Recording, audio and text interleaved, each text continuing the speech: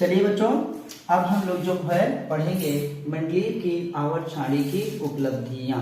मैं हूं सुधीर पांडे, आप देख रहे हैं 100 times education the branch of knowledge. बच्चों हम लोग 100% एनसीईआरटी ही पढ़ाते हैं क्योंकि मेन सिलेबस वही है। उसके बाद आप चाहे जो पढ़ लीजिए, तो पहले आप जो है अपना मेन सिलेबस तैयार कर लीजिए, चाहे वो नीट हो, चाहे वो जेई हो ना, चाहे आप इंजीनियर डॉक्टर बनना चाहें, यूपीएससी ज्वाइन करना चाहें, आईएएस बनना चाहें, बेटा सबका सिलेबस एनसीईआरटी ही है। इसीलिए सभी स्टेट्स वाले क्या है एनसीईआरटी इस समय चलवा रहे हैं और आपको एनसीईआरटी बेस्ड पढ़ने की जरूरत नहीं, ओरिजिनल एनसीईआरटी पढ़ने की जरूरत है। तो हम लोग उसी को फॉलो करते हैं। आपसे रिक्वेस्ट है चैनल को सब्सक्राइब जरूर करिए, वीडियो को लाइक करिए, अपने दोस्तों के साथ शेयर करिए और कमेंट के माध्यम से आप हमको अपने सुझाव जरूर दीजिए। तो बेटा अब हम पढ़ने वाले हैं मेंडलीव की आवर्त सारणी की उपलब्धियां क्या थी। अभी हमने पीछे जो है देखा था कि मेंडलीव की आवर्त सारणी क्या थी, कैसे थी और उसका क्या आधार था। अब उसकी उपलब्धियां देखेंगे, क्यों मेंडलीव साहब की आवर्त सारणी इतनी पॉपुलर हुई, मेंडलीव को इतना नाम क्यों प्राप्त हुआ।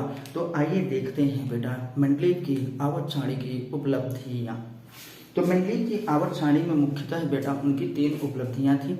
तो आइए हम लोग देखते हैं मेंडलीव की आवर्त सारणी की जो पहली उपलब्धि थी। आपने अगर एग्जाम में लिखेंगे तो लिखेंगे कि मेंडलीव की आवर्त सारणी की निम्नलिखित जो है उपलब्धियां हैं, तो हम लोग उसको नहीं लिखेंगे।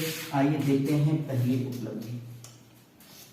उनकी पहली उपलब्धि ये थी कि जब उन्होंने जो है तत्वों को पढ़ते हुए क्या है परमाणु भार के आधार पर रखना प्रारंभ किया, तो कुछ क्या है तत्वों को ऐसा रखा कि कम द्रव्यमान वाले तत्वों से क्या है ज्यादा द्रव्यमान वाले तत्वों को पहले रख दिया। तो आइए देखते हैं मेंडलीव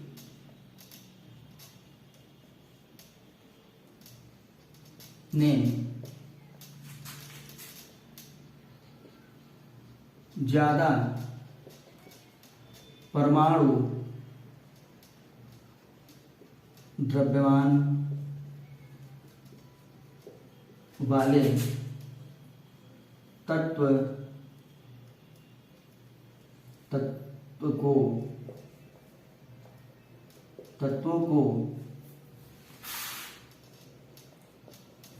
कम द्रव्यमान, कौन सा द्रव्यमान बेटा परमाणु द्रव्यमान, कम द्रव्यमान वाले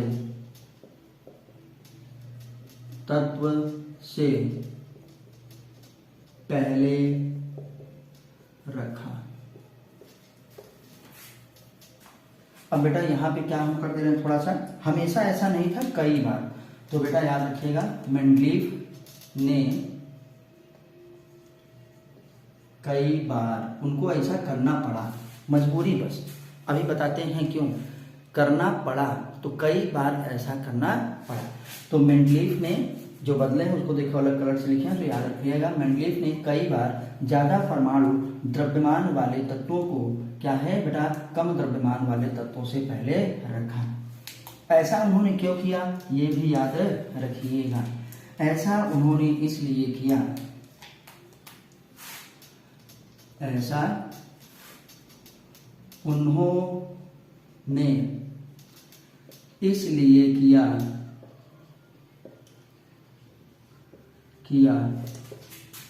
जिससे समान गुणधर्म वाले, समान भौतिक एवं रासायनिक गुण धर्म वाले, याद रखिएगा समान भौतिक और रासायनिक गुणधर्म वाले तत्व एक ही समूह में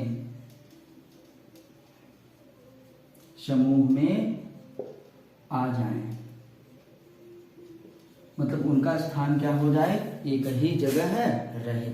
एग्जाम्पल में हम लोग बेटा देखते हैं क्या है कोबाल्ट, जिसका परमाणु द्रव्यमान, कोबाल्ट का बेटा परमाणु द्रव्यमान होता है 58.9। इसको बेटा इन्होंने, इसको क्या है निकिल से पहले निकिल से पहले रखा, जिसका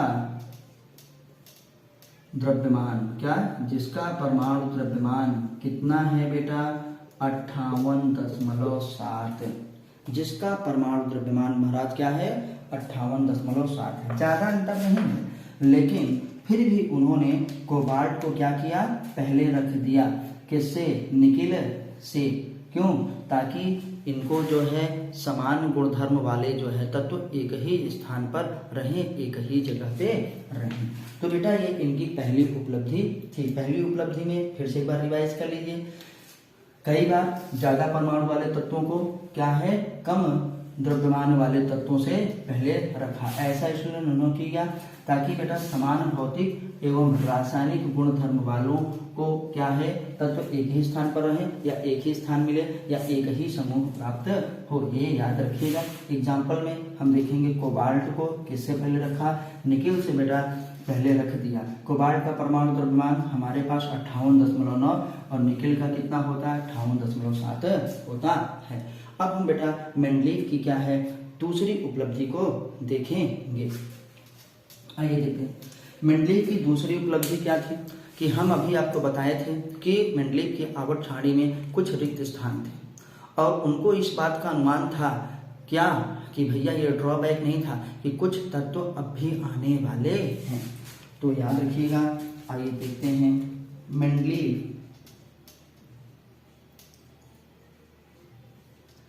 ने अपनी आवर्त सारणी में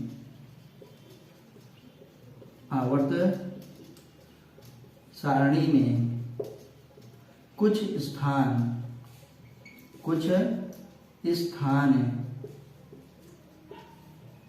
रिक्त रखा था या रिक्त छोड़ा था, कुछ स्थान बेटा रिक्त छोड़ा था,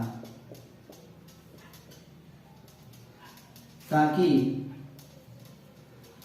नए खोजे जाने वाले या नए आने वाले तत्वों को उचित स्थान प्राप्त हो सके, उचित स्थान प्राप्त हो सके।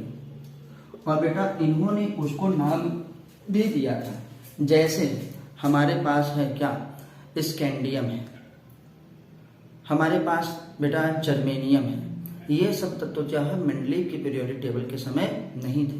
तो इन्हीं के समूह में आने वाले जो तत्व थे उनके नाम से पहले एका शब्द का इस्तेमाल करके उन्होंने जो है इनका रिक्त स्थान छोड़ रखा था। आइए हम लोग देखते हैं।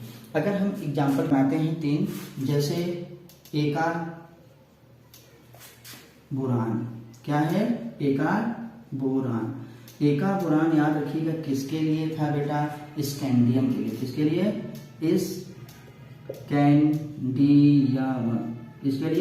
स्कैंडियम के लिए महाराज ये था।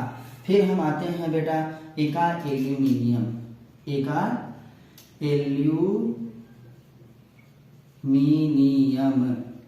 जो बेटा पहले एका एल्यूमिनियम है ना। अब एका एल्यूमिनियम के बाद जो आता है जैसे गैलियम, क्या है गैलियम, ठीक। फिर आते हैं बेटा हम एका जर्मेनियम, क्या है एका सिलिकॉन, सॉरी क्या लिखेंगे एका सिलिकॉन, एका सिलिकॉन। एका सिलिकॉन को मतलब क्या लिखेंगे जर्मेनियम, सॉरी थोड़ा मार्कर गिर गया था बच्चा, तो क्या लिखेंगे जर्मेनियम, जर्मेनियम। तो बेटा ये हमारे पास जैसे उस समय मेंडलीव साहब ने जब अपना पीरियोडिक टेबल बनाया था तो उस समय ध्यान दीजिए क्या है स्कैंडियम नहीं था, गैलियम नहीं था, जर्मेनियम नहीं था। तो उन्होंने इसका स्थान पहले से ही क्या है खाली रखा था कि किसके आधार पर, इससे पहले आने वाले तत्व के आधार पर, कि जैसे बोरान के बाद ये आएगा तो इन्होंने इसका नाम रख दिया कि इसमें एका बोरान। एका बोरान किसके लिए था स्कैंडियम के लिए। एका एल्यूमिनियम किसके लिए था बेटा, गैलियम के लिए ना, और एका जो है सिलिकॉन किसके लिए था बेटा, जर्मेनियम के लिए था। तो ये इनकी दूसरी उपलब्धि हुई। अब हम बेटा इनके मेंडलीव की तीसरी उपलब्धि के बारे में पढ़ेंगे। तो इसको थोड़ा सा हम जगह खाली करते हैं, बस ये वाला पॉइंट हटाएंगे।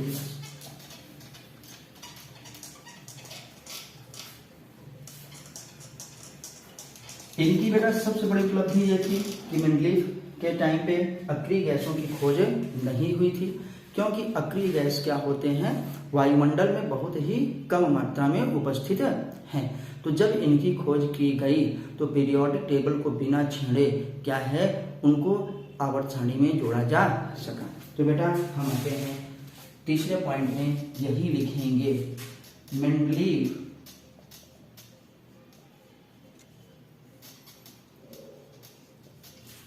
की आवर्त सारणी की सबसे बड़ी उपलब्धि, आवर्त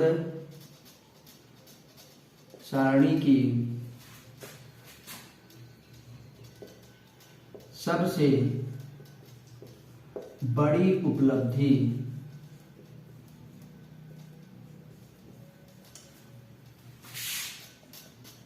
यह थी कि, या यह है कि अक्रिय गैसों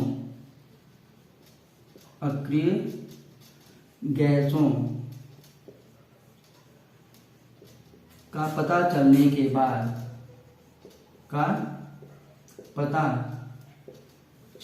के बाद बिना आवर्त सारणी को छेड़े बगैर मतलब बेटा बिना बिगाड़े, बिना क्या है गड़बड़ किए, छेड़े बगैर अक्रिय गैसों को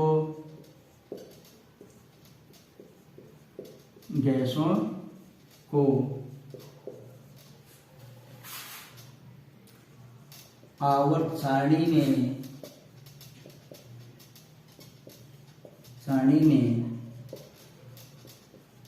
जोड़ दिया गया बिना बिगाड़े। और बेटा जब जोड़ा गया तो किसमें जोड़ा गया, अक्रिय गैसों के लिए एक अलग समूह बनाया गया जिसे 0 क्या है ग्रुप कहा गया, और आज उसको क्या है ग्रुप नंबर 18 के नाम से जाना जाता है। इसी का पॉइंट बेटा तीसरे का ही जो है, अक्रिय गैसों को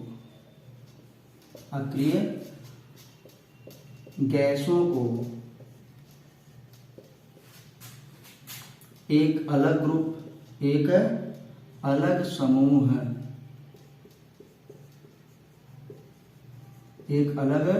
जिसे हम क्या कहते हैं बेटा, 0 समूह,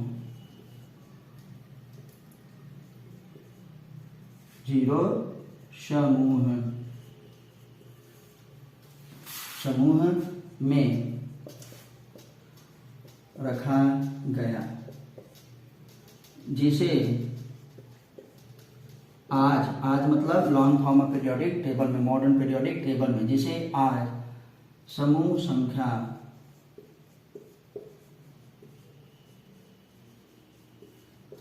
18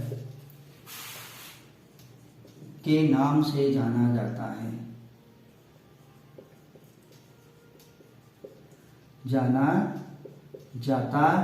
है। तो बेटा ये थी जो है मेंडलीव की पीरियोडिक टेबल की विशेषता, या मेंडलीव की पीरियोडिक टेबल की क्या है बेटा, उपलब्धि। तो हमने उपलब्धि को तो जरूर देख लिया। उपलब्धि के साथ बेटा कुछ कमियां भी होती हैं, या कुछ क्या है सीमाएं भी होती हैं, लिमिटेशंस भी होती हैं। तो जैसे हमें लोग कहते हैं, घर वाले हम लोगों को कहते हैं, मित्र दोस्त याद कहते हैं कि अपनी सीमा में रहिए। तो हम लोग बेटा अब ये देखेंगे कि मेंडलीव की हमारे पास आवर्त सारणी की क्या सीमाएं थी। तो आइए अब उसको हम लोग देखते हैं। सबसे बड़ी उपलब्धि यही थी इनकी कि जो हमको अक्रिय गैसों का पता चला, तो जो पहले से उन्होंने पीरियोडिक टेबल बनाया था उसको बिना छेड़े बगैर, उसमें बिना कोई संशोधन किए बगैर क्या है ग्रुप नंबर 0 में या 18वें समूह को बना करके अक्रिय गैसों को जोड़ दिया गया। तो आइए बच्चों अब हम इसको हटाते हैं।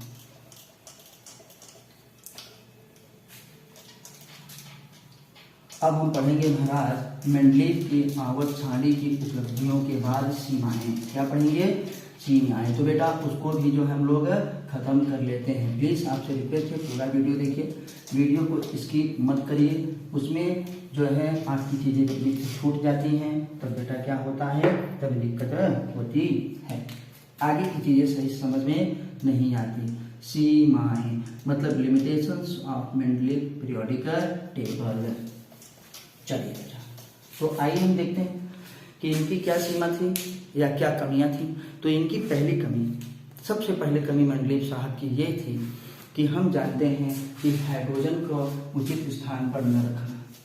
हाइड्रोजन जो है अब भी बेटा क्यों उचित स्थान पर नहीं है, नहीं रखा जा सकता, क्योंकि उसका गुण क्या है, हमारे पास कैसे मिलता है, धातुओं से, मतलब कौन सा, क्षारीय धातुओं की तरह, और बेटा समूह संख्या 1 की तरह, और उसका ग्रुप क्या है, कुछ लक्षण मिलते हैं अधातुओं की तरह, समूह संख्या क्या है 17 से। कमियों में पहला लिखेंगे हाइड्रोजन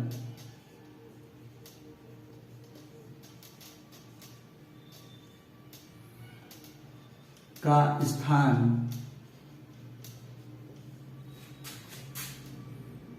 अनिश्चित है। हाइड्रोजन का बेटा स्थान क्या है, अनिश्चित है, ठीक उचित स्थान पर नहीं रखा गया है। ये भी रखेंगे क्योंकि हाइड्रोजन समूह क्या है, एक, जिसे हम अब क्या कहते हैं, फर्स्ट के तत्वों तथा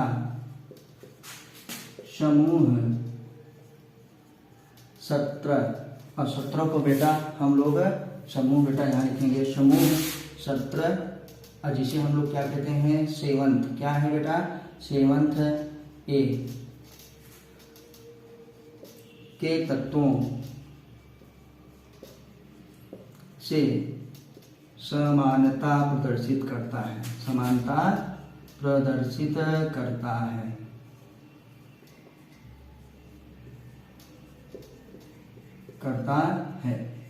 बेटा। तो क्या हुआ, अर्थात वह क्या है, धातु और अधातु दोनों का गुण प्रदर्शित करता है, अर्थात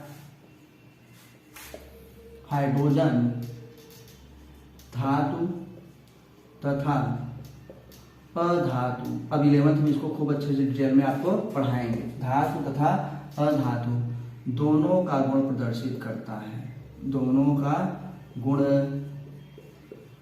प्रदर्शित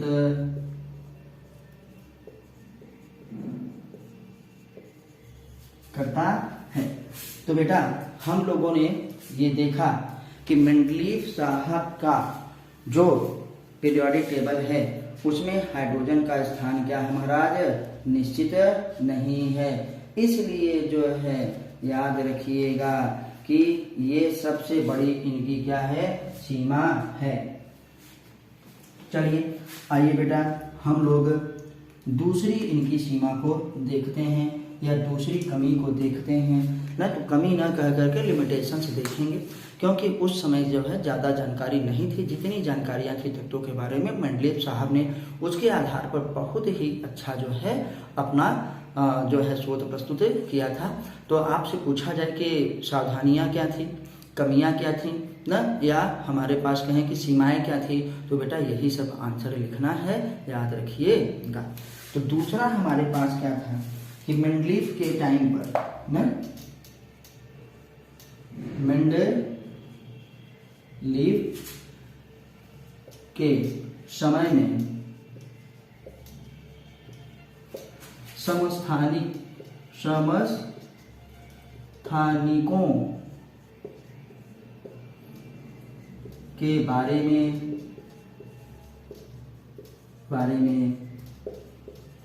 कोई जानकारी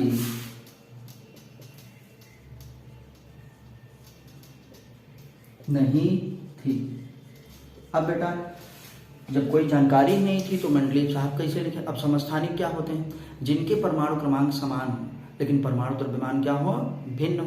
और जब परमाणु क्रमांक समान है महाराज, तो उनके क्या होंगे, रासायनिक गुण भी समान होंगे। तो उन तत्वों को उन्होंने पीरियोडिक टेबल में नहीं रखा। इसलिए नहीं रखा क्योंकि खोज ही नहीं हुई थी। थोड़ा आइए देख लेते हैं। समस्थानिक किसे कहते हैं? समस्थानिक मतलब आइसोटोप्स। क्या कहते हैं? समस्थानिक आइसोटोप्स।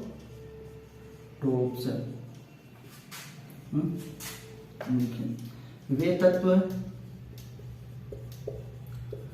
जिनका परमाणु क्रमांक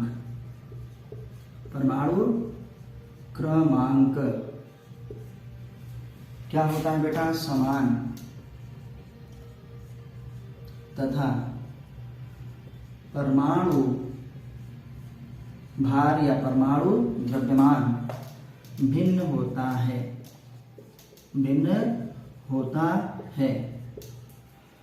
उन्हें समस्थानिक कहते हैं। जैसे अगर एग्जाम्पल लेकर के हम देखें तो बेटा आपको पता है, जैसे कार्बन है तो एक कार्बन का परमाणु क्रमांक 6, लेकिन परमाणु भार इसका कितना होता है, 12। दूसरे का 6 क्या है, 13। और तीसरे का भाई ऐसे बहुत सारे हैं, हम इसी का ले रहे हैं, इसे क्या है, 14। तो ये क्या है, कार्बन के समस्थानिक हैं। इस समय जो है उसकी खोज नहीं हुई थी। ये नॉर्मल क्या है, कार्बन है। ये क्या है बेटा हमारे पास, इसे रेडियो एक्टिव कहते हैं। रेडियो एक्टिव डेटिंग में जब किसी जो है फोसाइल्स का, किसी जीवाश्म की एज को ज्ञात किया जाता है तो कार्बन डेटिंग का ही उपयोग ज़्यादातर किया जाता है। तो ये हमारे पास बेटा कार्बन के समस्थानिक हो गए।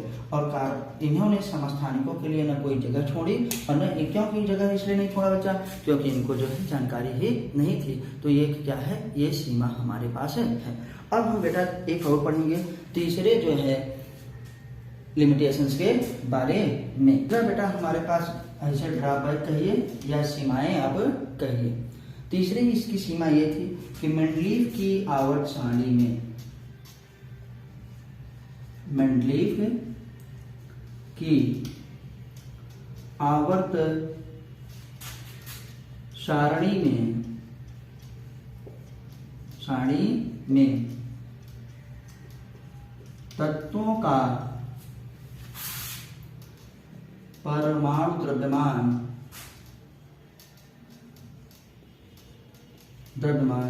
नियमित रूप से नहीं बढ़ता है। भैया कम ज्यादा भी हो जाता है। नियमित रूप से मतलब जैसे 2-2 करके बढ़े, 1-1 करके बढ़े या 3-3 करके बढ़े, जिससे यह अनुमान लगाना कठिन था कि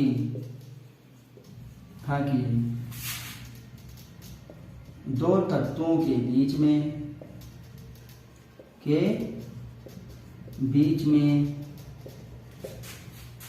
और कितने तत्व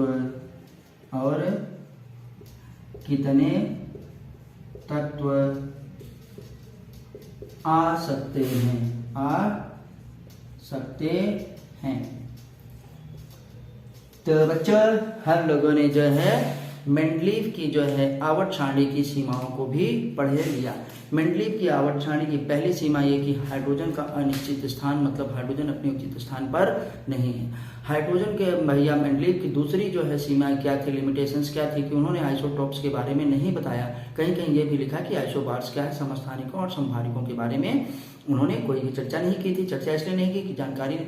और तीसरा बेटा इनका सबसे बड़ा क्या है, लिमिट क्या है, सीमाएं क्या है, सीमा क्या है या ड्रॉबैक क्या है कि बेटा इनका जो परमाणु द्रव्यमान है ना, इनके तत्वों में उन्होंने जो रखा था वो निश्चित रूप से नहीं बढ़ता है, मतलब एक सीरियल से नहीं बढ़ता है। इसलिए जो है यह पता लगाना मुश्किल होता है कि दो तत्वों के बीच में और कितने तत्व आ सकते हैं। तो अगर आप स्क्रीनशॉट लेना चाहें तो फटाफट ले लीजिए। ये देखिए मैं हट गया। मैं हूं सुधीर पांडे और आप देख रहे हैं 100 टाइम्स एजुकेशन क्लासेस। ना। पूरी वीडियो देखने के लिए आपका बहुत बहुत धन्यवाद, और जिन्होंने चैनल का सब्सक्राइब किया है उनका भी बहुत बहुत धन्यवाद, और जिन्होंने नहीं किया उनसे रिक्वेस्ट है कि प्लीज़ वो चैनल को सब्सक्राइब जरूर करें, वीडियो को जो है लाइक करें और अपने दोस्तों के साथ शेयर करें। आपके सपोर्ट की हमको बहुत ही ज़्यादा ज़रूरत है बेटा। हम लोग फिर मिलते हैं अगली वीडियो में मॉडल पीरियोडिक टेबल के साथ। तब तक आपसे रिक्वेस्ट है कि ज़्यादा से ज़्यादा जो है हमारी वीडियोस देखिए। एक बार में नहीं देख पा रहे हैं तो बेटा कई बार में देखिए, और वनली क्या है एनसीईआरटी बुक को पढ़िए, एनसीईआरटी बेस्ड नहीं, तो चीज़ें आपको सारी समझ में आएंगी। फिर मिलते हैं अगली वीडियो पे, तब तक नमस्ते, जय हिंद, जय भारत, वंदे मातरम।